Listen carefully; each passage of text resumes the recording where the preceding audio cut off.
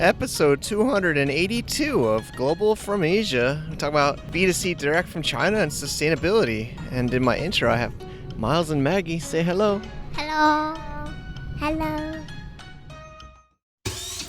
Welcome to the Global from Asia podcast, where the daunting process of running an international business is broken down into straight-up, actionable advice. And now, your host, Michael Michelini. Thank you, everyone, for choosing to listen to the Global from Asia podcast. I'm recording today on Thanksgiving Day here in Chiang Mai, Thailand. Do you guys know Thanksgiving? Yes. What did you learn in school about it? You got a day off today here. What's Thanksgiving? Thanksgiving, you got candies.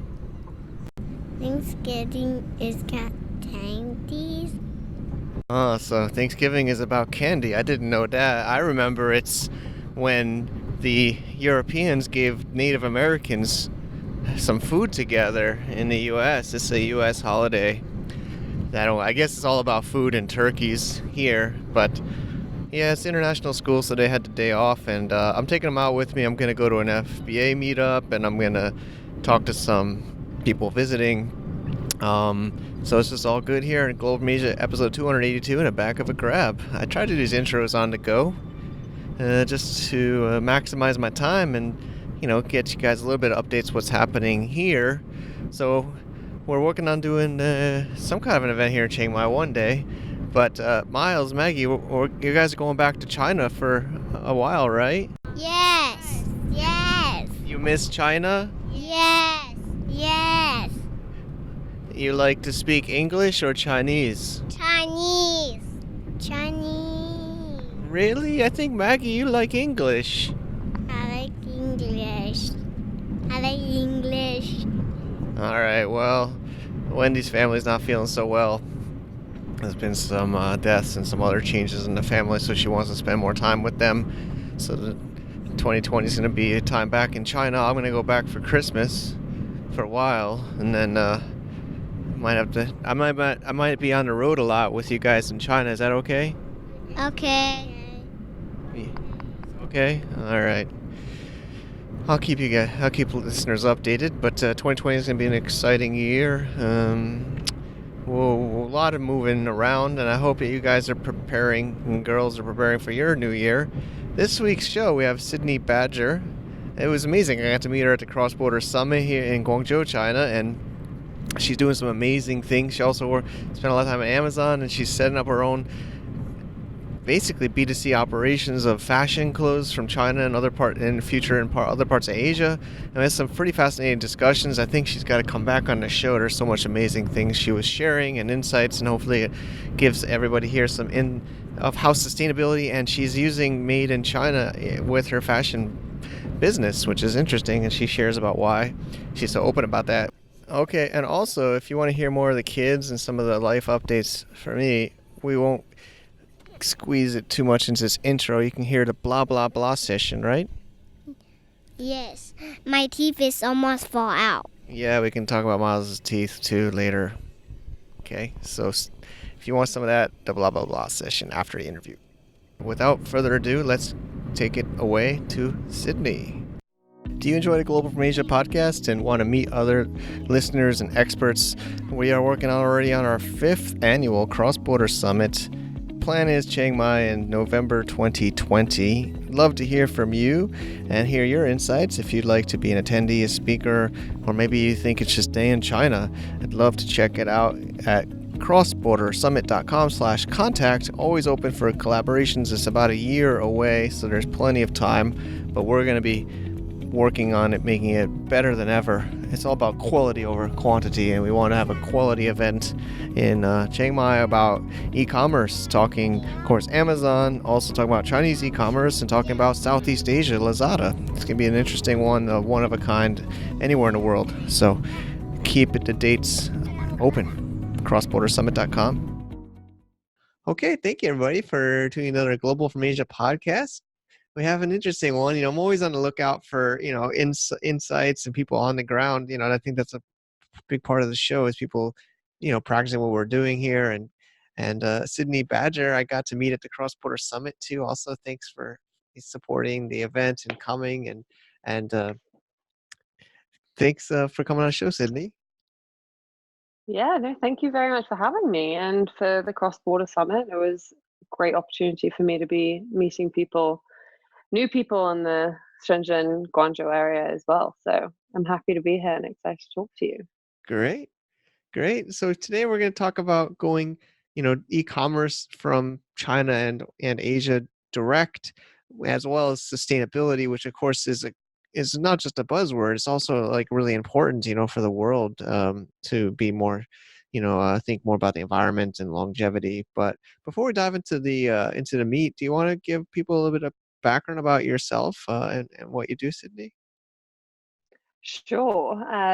So I'm a co-founder of Public Habit, which is a fairly new fashion e-commerce site that creates premium quality essentials. We primarily focus on cashmere and wool for women, and we make our styles on demand. So we don't make anything until we get an order. So we're trying to take waste out of the system by only making what we need.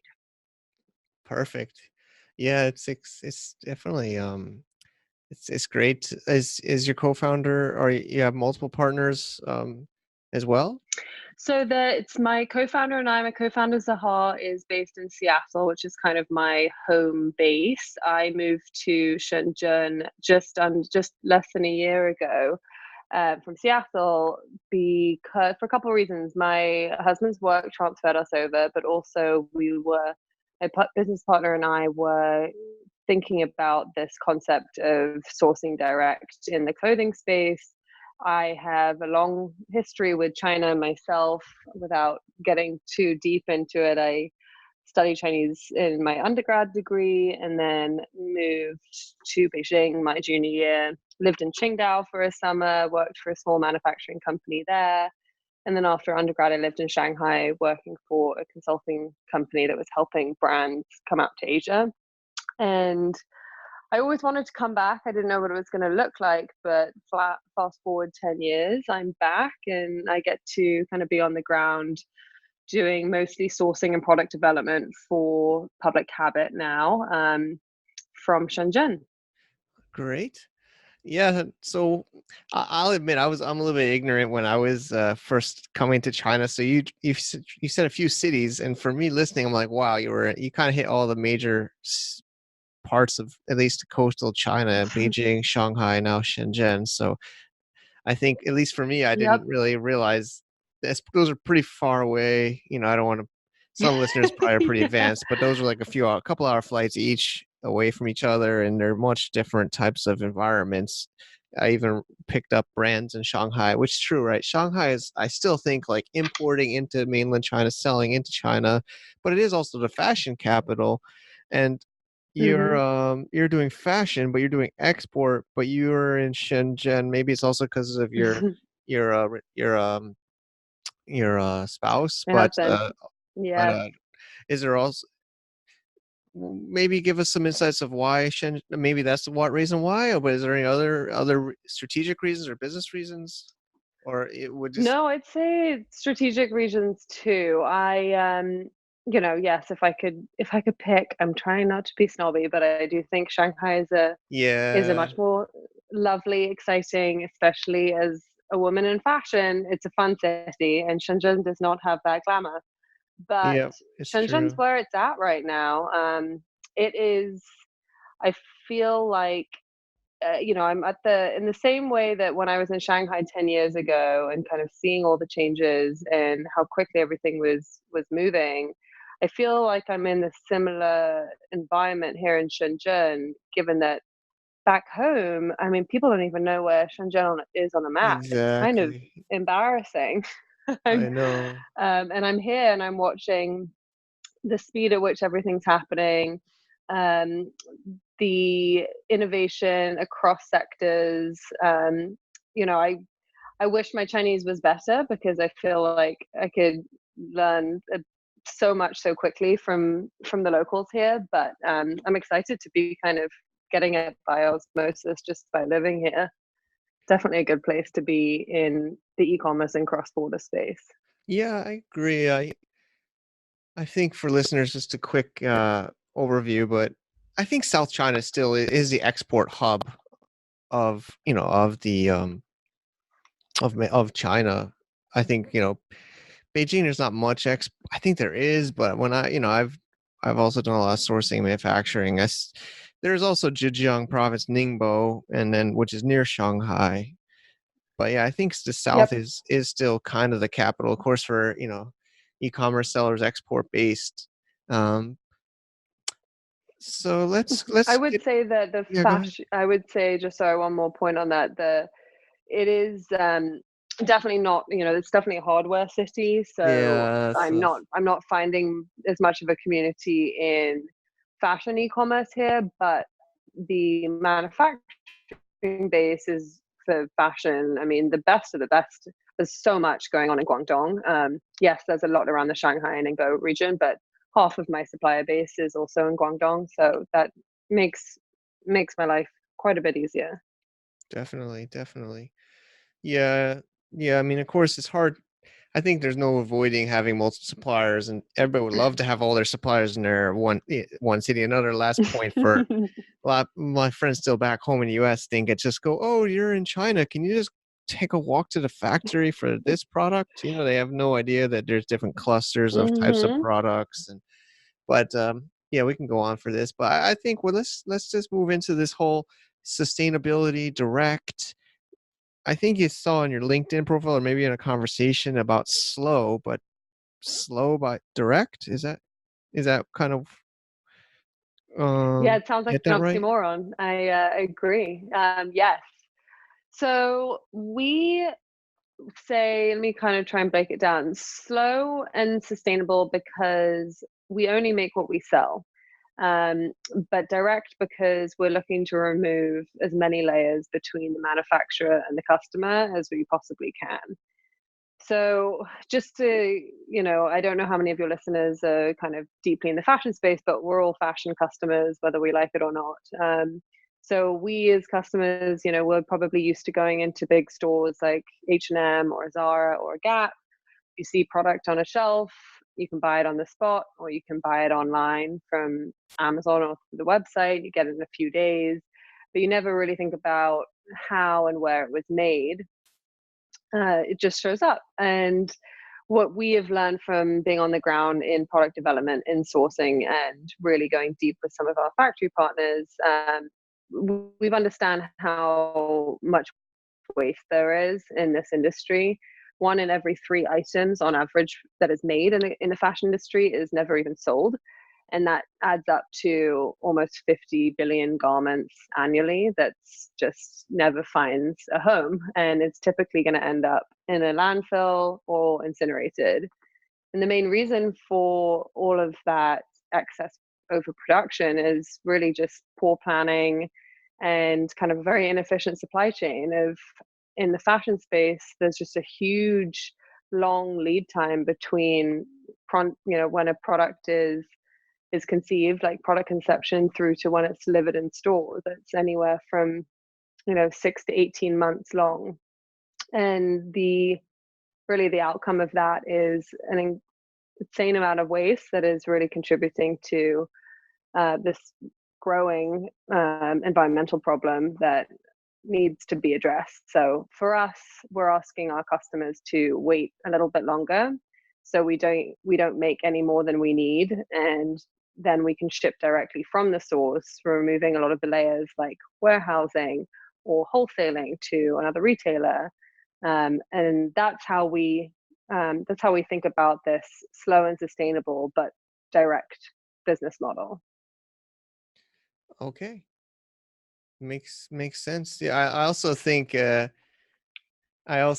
it's a good tagline because you're setting expectations right away. It's way better to, you know, under promise or just make sure people almost build it in that Because I think that's one of the negatives in a way. Of course, there's people that drop ship off AliExpress. There's people that sell globally from Asia. I mean, that's one of the negatives of drop shipping or selling B2C from China or Asia is it is Mhm. slower too, right? But you're even making it, Mhm. so um, Mhm.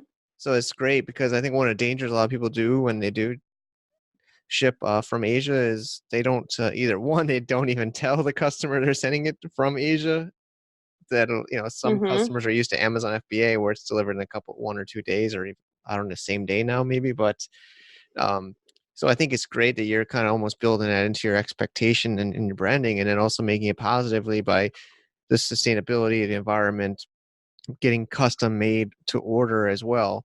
um, but yeah, I think listeners are probably not so much into fashion. Honestly, I'm even afraid of fashion. Maybe you're actually solving it because you're doing it on demand. But I think a lot of listeners, or at least people I know, are afraid to do it because there's so many different sizes and colors and styles. And like you said, everybody knows about clearance, right? I think Mhm. TJ Maxx. My sister worked in retail in high school at TJ Maxx, and there's just these bins of like, closeouts for like 80% off. It's in a box all Mhm. wrinkled and people are just picking at clothes. I could imagine how much waste is in the fashion. But I think listeners probably aren't so much experts in the fashion because I think a lot of us are just afraid to deal with all these sizes and variations. It's a very closed industry as well. I mean, I think the way that I like to look at it, and my analogy now for people who are starting to question where their clothes are made, is kind of the farm to table movement in food. We, in the last 10 years, especially in the US, which has kind of been my home base, there's been a huge shift to wanting to know where our produce comes from, where our food is coming from, how our chickens are raised. And that, I believe that trend is moving towards the fashion space too. People want to know, but it's a bit of a scary awakening when we start peeling back the layers. So I think our way is, we really want to be an educator in the space.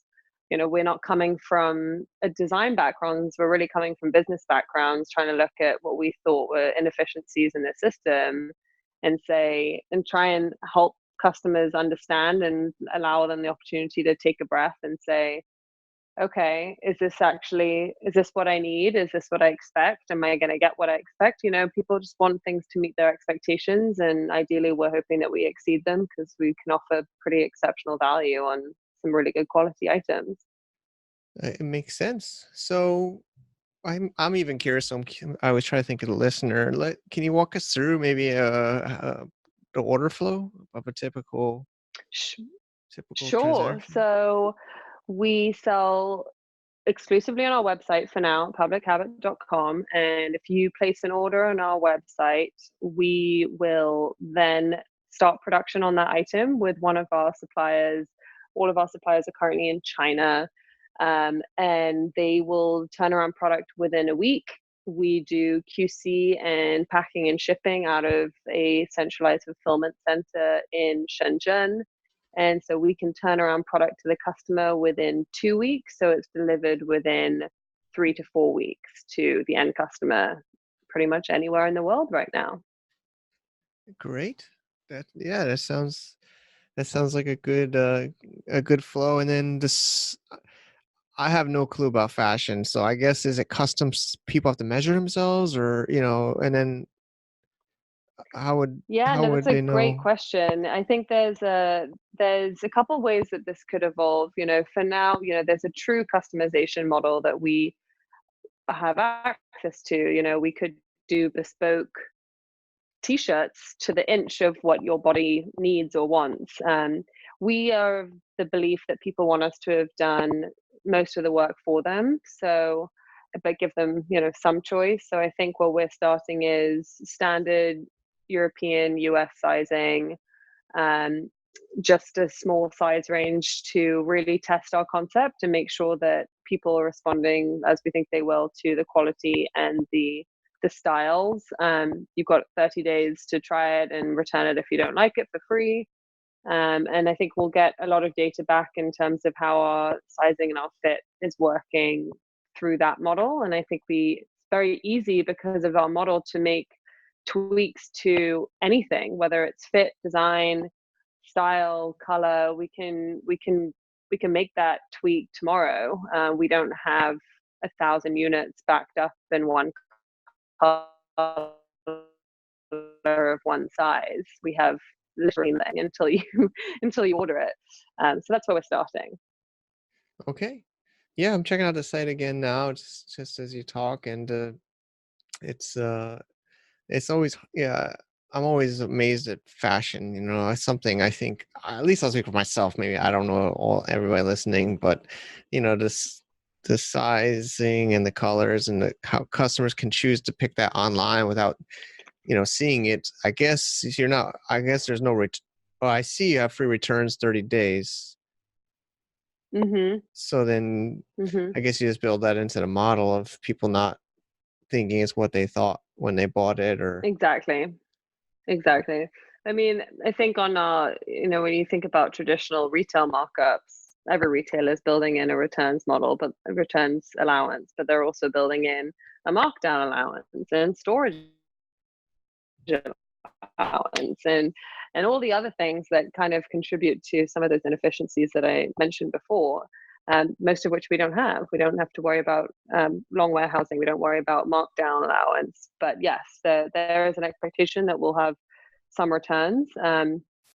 And I think that's what we're going to be learning in the next few months as we start ramping up orders. understands. Yeah, of course. I mean, I think that's part of especially with, I think Zappos they have the really crazy no questions asked. But I think overall it Mm-hmm. works out because you don't want any hesitation for them to buy it online, right? I mean, I think that's the whole idea. Right.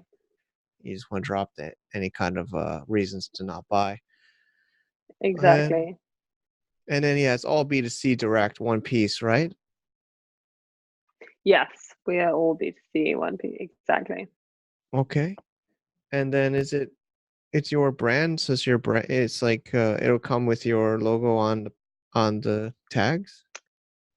That's actually an interesting question. We are of the belief that labels are not adding anything special, or anything, we kind of have a bit of a negative association of labels with added fluff and marketing and branding that don't contribute to the actual value of the product. So if you ordered a cashmere sweater from us, all it would have would be a care label with the size on it. There's no brand label. Wow. Okay.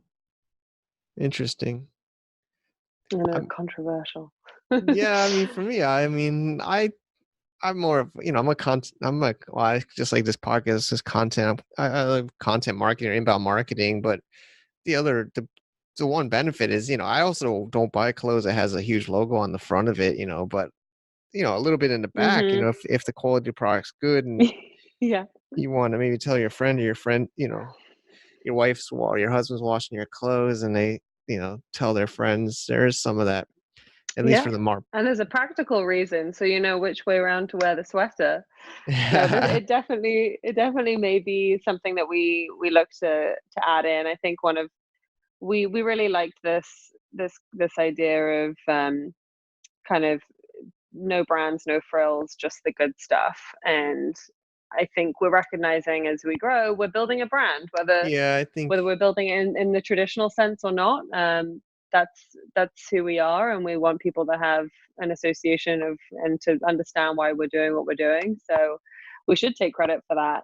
yeah, And yeah. yeah, it's obviously your business, but for me, we always say on the show, or I think in everything I try to do is brand is basically the only thing. And you did so much work and you're actually custom making it for them anyway. I hope, well, I would love to hope or see that develop. I feel, um, Well, and we will take that. I'm gonna write that in my notes. You're definitely not the only one who said that. yeah, I just feel like maybe a customer, I don't know, unless the customers really feels like they wouldn't buy it because it has it. But I would, of course, I personally never buy clothes that has a huge logo on the front of it or even Hmm. anywhere on the outside. But if it's just on the inside, it also kind of, in my feeling, a brand gives somebody association. They feel like they remember it. They get this feeling in their mind that they're, I Yes, and you're we doing want that positive things. Yeah. association. Yeah.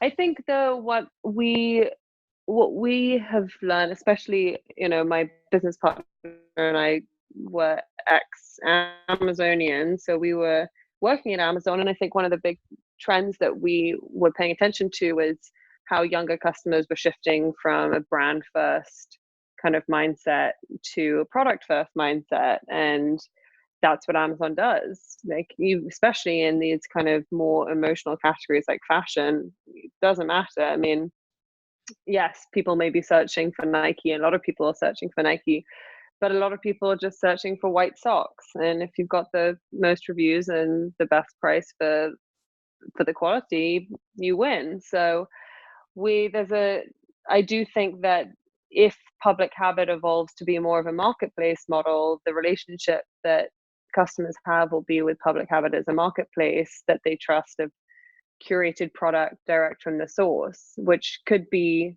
how this evolves. Like, yes, it's custom made, it's on demand, but they'll still have an association of Public Habit as a brand in the same way the customer has a strong association with Amazon as a brand.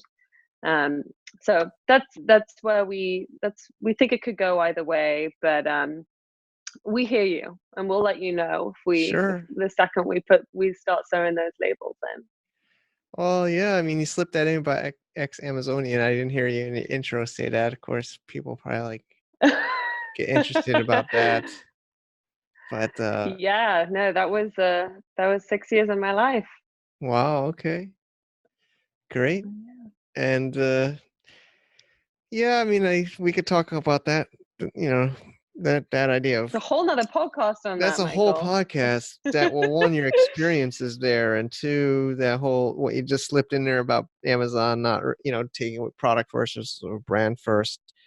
I'm still on the edge. I still hope that, there's so many of these quote unquote small sellers or mom, I don't want to say mom pops or listeners, or people attending our events that are hoping that their brand means something and it's not just the lowest price on the search results. But Mhm. I guess there's mixed feedback on that. But Well, without going to a tangent, one thing I will say is when my business partner and I started, we started with an Amazon model. We said, what have we learned? What do we know about this platform? And what we know is that great value always wins out. So, and we believed that fashion purchases were going to continue to shift over to Amazon. So, if we would be able to deliver great value on, more of your basics categories in fashion, um, and try and target the customer that we know is on Amazon for other categories like home, like higher end home products and things, but who would otherwise be shopping, let's say Lululemon offline. Imagine if we could come in with a $50 pair of really high quality fitness leggings. And I think what we've we found is that wasn't nearly cheap enough. I mean, if we'd done probably enough research in that space, in that category, we would have recognized we'd be up against Chinese sellers at $8 for leggings. But I do think that the concept of using Amazon as a testing platform, which is what we'd hoped we could do, test on Amazon without investing too much in inventory, and then build a brand around the winners. That was the idea. That's turned out to be much harder and much more expensive than we, I think, expected it to be as an FBA seller. So yeah, that's where Public Habit came in. make makes sense. I mean, yeah, maybe we could get you on in the future. I'd love to hear more about this topic, but yeah, we can't go too much off tangent too much, although I think Of listeners probably course, enjoy this conversation. they're probably like, Um, enough about fashion. yeah, I mean, but even you're just saying, but I think still a brand, even if you're the cheapest brand, if you're as long as you're delivering good value and quality, people will know your brand as value and quality, even being Hmm. cheapest.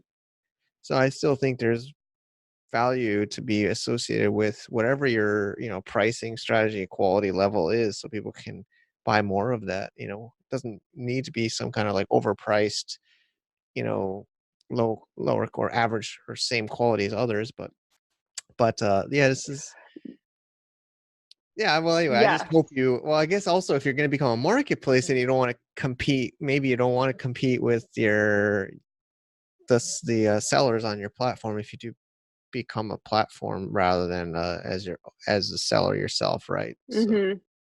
that might Mhm. be another reason for your strategy so that you can open this up to others to Ex do.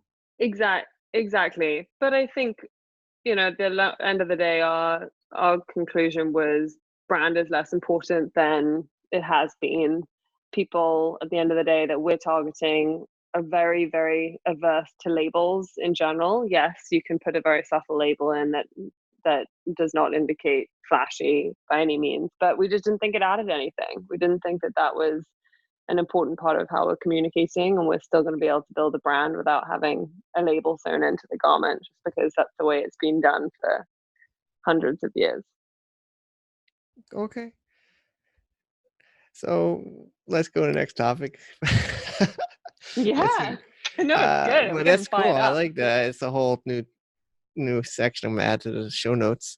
Um, and then we talked about this before the recording and even before preparing for this interview. I know you maybe didn't want to make a big deal out of it, but I think listeners might want to know just what kind of technology you're using, is what kind of tools or services that Yeah. might be relevant for others trying to learn how to do it. Yeah, absolutely. I would say we kept it pretty simple. We are operating just a Shopify website, and we use an in-house inventory management tool with our 3PL that we're working with that can integrate with Shopify. And for now, that's really all we need. I think when we kind of at the outset, when we were thinking about a marketplace of sellers and customers and having this wonderful Amazon style marketplace model, we were trying to get a bit fancy at the forefront. And then we said we've got to test the concept. Like, what's the simplest, cheapest, fastest way we can see if customers are willing to wait for on-demand product? And turns out you can do a pretty effective version of that with a simple Shopify site. Nice. Yeah, it's great. I mean, w- well, there's nothing fancy. Oh, it's amazing, the technology out there, and people can make things happen right away. And like we said, we don't have to have deep programmers. You don't have to invest in like developers. You can invest in the product, supply chain. Making sure things get done right away. Exactly. Yeah, which is Yes. awesome. So I have the question, but so just to make sure everybody's clear, you've mentioned already in interview, but you're just doing everything directly through your website. There's no other e-commerce transactions outside. No Yes, Amazon, for no now. Etsy, no other no eBay, just purely your own website. Pure our own website. Again, we understand the financials of being an Amazon FBA seller pretty deeply, and we didn't like those margins for what that would mean for what we'd have to retail it at for the customer. So we're trying to go as direct as we can. Great. So then I wonder if there's paid ads in there for doing, Facebook ads, Google ads, or are you doing it, organic? I saw some There will Instagram be. posts.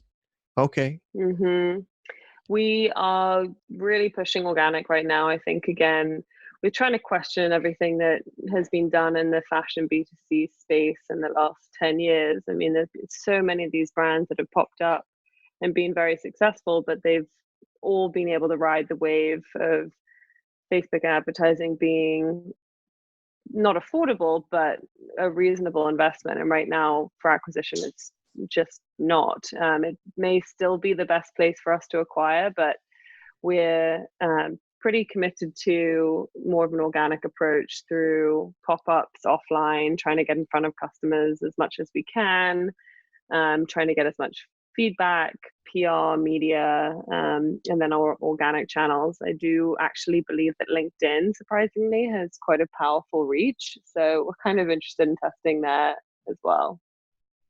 okay, great. Yeah, hopefully this show helps out and a little bit for some of that marketing. I hope we appreciate you sharing Yes, with us and this is I don't know This if is the our listeners, holiday orders we might not right be your, now. I don't know if listeners are your customer, but we hope maybe that for, it's so just again, you're targeting women Someone in specific. their life is.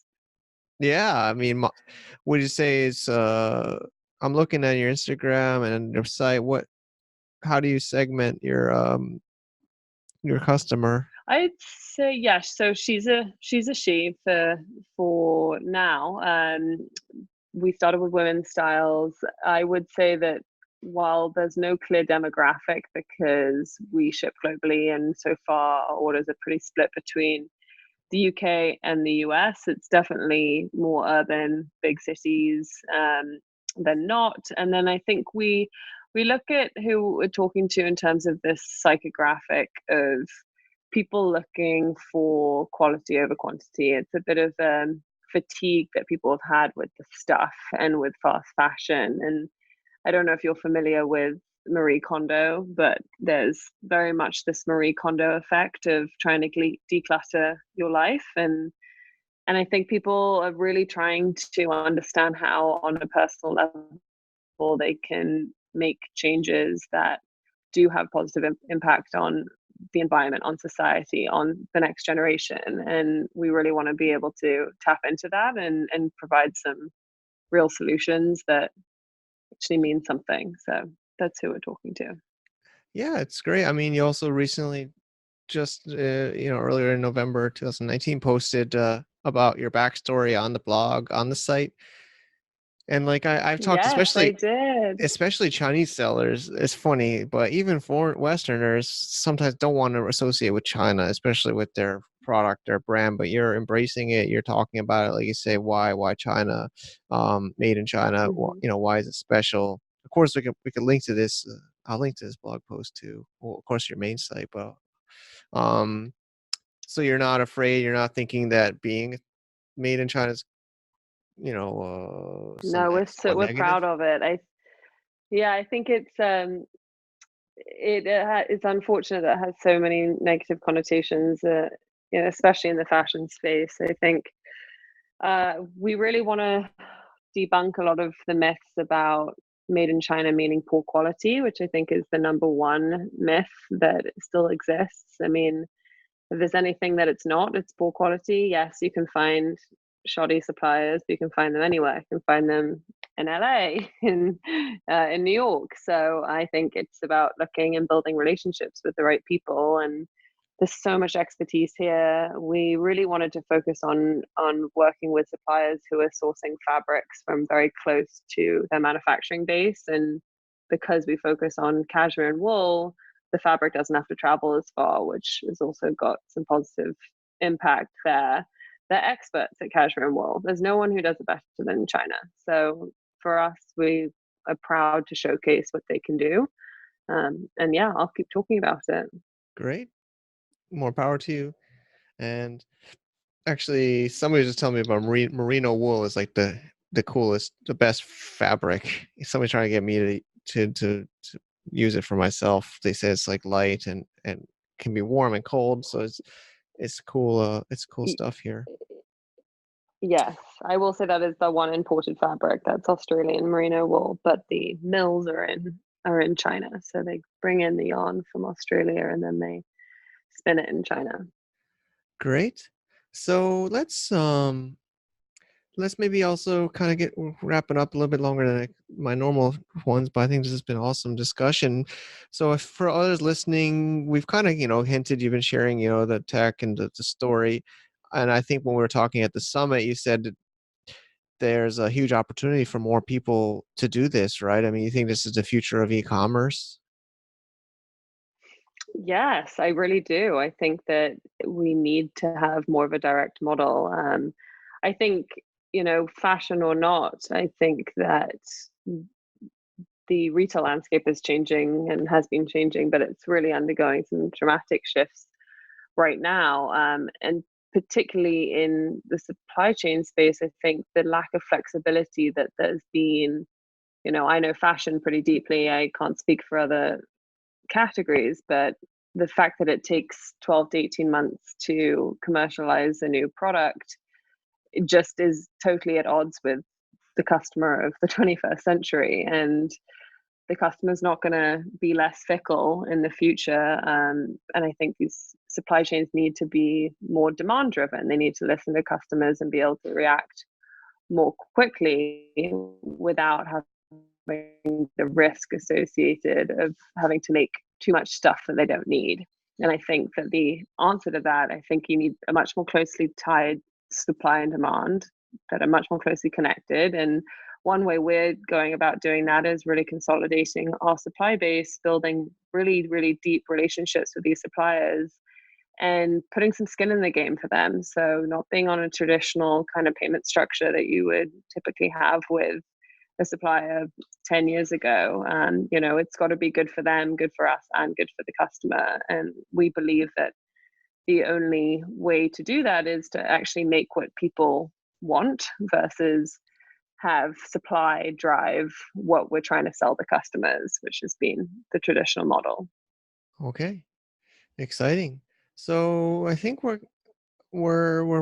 think we did a great discussion. I think there's a lot more we can get you on in future shows if you're willing, and I really appreciate you sharing. And what are some ways people can find you? Of course, publichabit.com. We linked it up, and also that I like that the little backstory blog post there. Instagram. Is there other is that good, or is there other ways too? I'd say those are the big ones. I definitely think you can also find me on LinkedIn, Sydney Badger.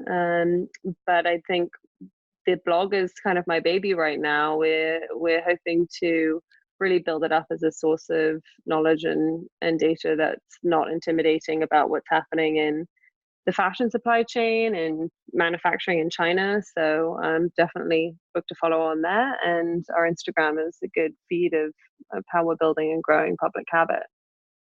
Awesome. Thanks so much, Sydney. It's been a pleasure. Yeah, thank you for having me. This has been really fun.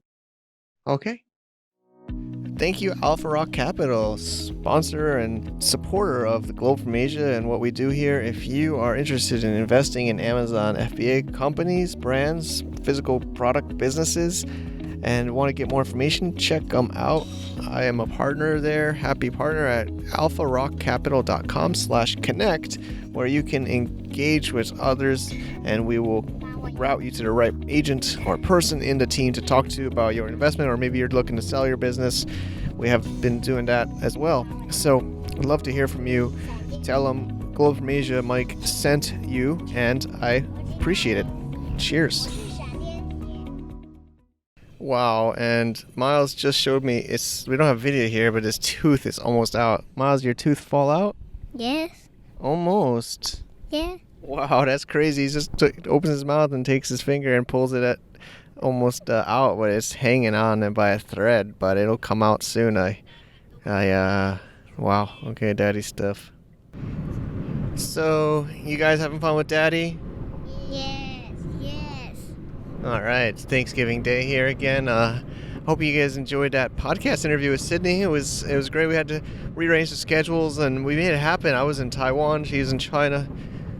It's just amazing. But I think it really fits the whole idea of the show, Global from Asia, running an international business from Asia or China. And she's expanding quickly, and I really wish her the best in her expansion for Public Habit website and fashion direct from China and other parts of Asia. There's so much opportunity for sure to do. So what's up next here? Well, there's so much happening. As I alluded to in the preview, we are planning to go to China for the first half of 2020 and then back to Chiang Mai after the summer. So, did you guys like the new school in Thailand? Yes. Yeah? Why? You liked because we like to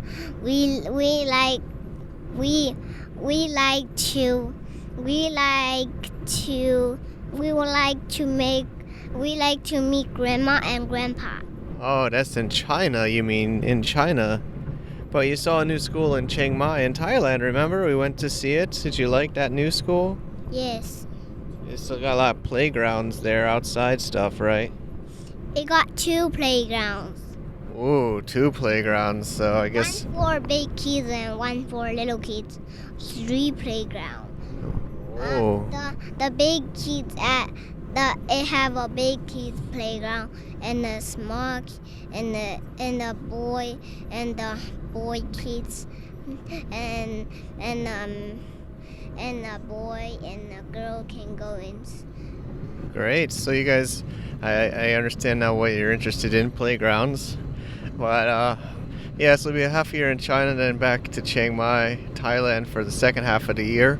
And we're discussing where to put the cross-border summit. Looks like November 2020 in Chiang Mai. It's got to make that hard move to Southeast Asia. We want to have more Southeast Asia content, more e-commerce from Asia, not just mainland China. Just like Sydney, she's expanding into Asia, not just China. So we want to stick closer to what we say about global from Asia. Look. What's that? That's temple. Oh, the temple. You like temples? Yes, it's up from the mountain. The Buddha lived there. Nice. Yeah, the Buddha lives in the temple. It's cool. Do you like that? Yes. You never see it one. Yeah, we can go see the temples. Yeah, well, I guess these kids will get a lot of international exposure for sure. I mean, Thailand, a little bit of Thai. You want to learn Thai, Miles? Yes. Yeah, in the new school there's gonna be more Thai, and then you're gonna learn how to write Chinese, right? Mommy wants you to learn to write Chinese, okay? Okay. So it's 3 different languages. Amazing: English, Chinese, and Thai. So I wish I learned that when I was a kid. And but yeah, we're looking to do more content in Southeast Asia. Lazada was a popular one. I was a host of a panel for the NEAT Hong Kong Bangkok event a week or 2 ago in November 2019, and there was a lot of more interest than on Lazada than on the Amazon content. People were just really curious how to do that. So, and even at the Cross Border Summit, we had some speakers talking about Southeast Asia, and there was a lot of interest there. So I think we're going to add a whole track of this stuff to the Cross Border Summit in Chiang Mai in 2020, our 5th annual. And for my plan, I plan to spend some time in Manila in early 2020 with the Alpha Rock team, building out even more content and biz dev things for the investment stuff and the Amazon businesses. So I'm excited about that. But there's just, I honestly didn't expect this China move, but Wendy's family has been getting worse and worse with health and hospital visits. So, she says, we don't know her father and mother will be happening long term, the kids' grandparents. So it's been 6 months. It's better than flying there for 2 days and flying back. So might as well make the most. Yes, Maggie? What? This is the blah blah blah. You like the blah blah blah? Yes. Blah blah blah. I like blah blah blah. All right. But yeah, I think the Global from Asia content will get more into Southeast Asia, of course, Lazada, Blah blah blah. and more, international business from Asia, not just China. I know I lived there, and a lot of our content was that. But I think the world is changing, and there's more and more interest to do stuff in Southeast Asia. So I don't know if there's not many others doing that type of content, and I hope that listeners enjoy this. I always try to hear what you guys are up to. We also send out a newsletter and emails. So if you're not on our email list, you can go to globalfromasia.com/subscribe. And China. okay, Miles likes China, I know. And No, China. what? No China? No China. China. All right, Miles, you're gonna help me do the interviews for these shows when you're bigger. You gotta say, not just move your head. He's definitely gonna help me make websites. We got a lot of websites we do. We got so much content and internet marketing. Miles, I'm excited to have you get more involved with that. So Anyways, we are rocking and rolling here, almost at the meeting, and it's Thanksgiving Day, if you can believe it. So I am just really moving along here, and I think we'll wrap it up. I gotta clean things up before we get out of the grab car, and maybe the kids will be more involved in the show. But the really hard part is I probably won't be seeing them as much in the first half of 2020, as I could stay in China with them, but I don't have an active visa for long term anymore. I didn't renew permits and company stuff, so I don't know if I will be able to stay there that long. Plus, it's deep up in North China with really bad internet, and I don't know. I just don't think I can stay there on a long-term basis. And luckily, my wife is independent and understands, and that was her idea anyway when she brought this all up. Anyways, thanks Sydney for sharing, and I hope you guys enjoyed this blah blah blah session. We are keeping things real here as always. Take care. To get more info about running an international business, please visit our website at www.globalfromasia.com. That's www.globalfromasia.com. Also, be sure to subscribe to our iTunes feed. Thanks for tuning in.